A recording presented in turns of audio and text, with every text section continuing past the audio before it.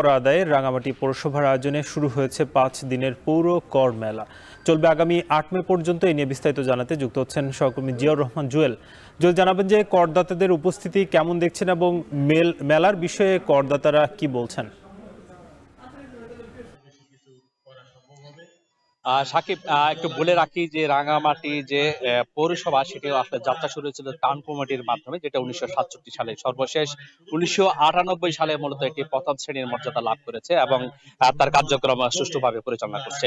একটুখানি বলে রাখি, আজ থেকে শুরু হয়েছে যে কর মেলা, সেটি মূলত হচ্ছে গত দীর্ঘদিন ধরে যে কর বকেয়া রয়েছে সেটি কমপক্ষে ১৫ কোটি টাকার মতো। সেই টাকাটা আসলে বকেয়া আদায়ের উদ্দেশ্যে মূলত এই কর মেলা শুরু হয়েছে, যেটি চলবে আগামী ৮ মে পর্যন্ত। প্রতিদিন সকাল ৯টা থেকে বিকাল ৫টা পর্যন্ত এই কার্যক্রম চালানো হবে। এবং একটুখানি বলে রাখি যে একটু আগেই মূলত রাঙ্গামাটি জেলা প্রশাসক মোহাম্মদ হাবিবুল্লাহ এই মেলার উদ্বোধন করেছেন এবং আমার পিছনেই যে আলোচনা সভা চলছে সেখানে আসলে করদাতাদের উপস্থিতি রয়েছে এবং তারা যেটি বলছেন, একটুখানি বলে রাখি যে দীর্ঘদিন ধরে যে করের যে ব্যবস্থাপনা সেটি নিয়ে অনেকেই অভিযোগ করেছেন। তারা যেটি বলছেন যে সেই সময় আসলে যে করের যে নির্ধারণের যে কার্যক্রম সেটি আসলে সুষ্ঠুভাবে হয়নি, যার কারণে অনেকে অতিরিক্ত কর চাপিয়ে দেওয়া হয়েছে বলে তারা অভিযোগ করেছেন। সেটি তারা পুনর বিবেচনা এবং পুনর গঠনের জন্য দাবি তুলেছেন। একই সঙ্গে তারা বলছেন যে এই কর যদি নিয়মিতভাবে আদায় করতে হয় সেই জন্য তাহলে করের যে মাত্রা সেটি আসলে তারা যেন পুনর বিবেচনা করে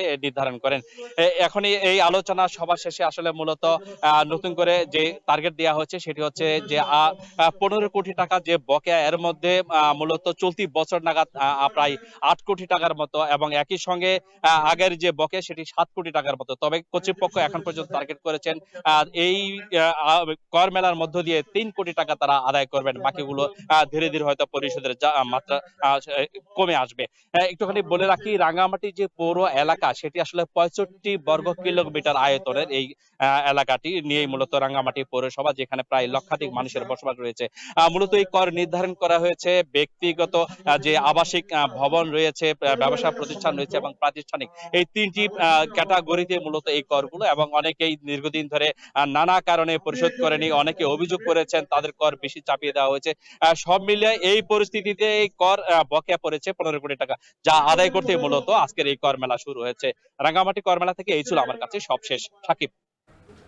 রাঙামাটি থেকে যুক্ত ছিলেন জিয়াউর রহমান জুয়েল।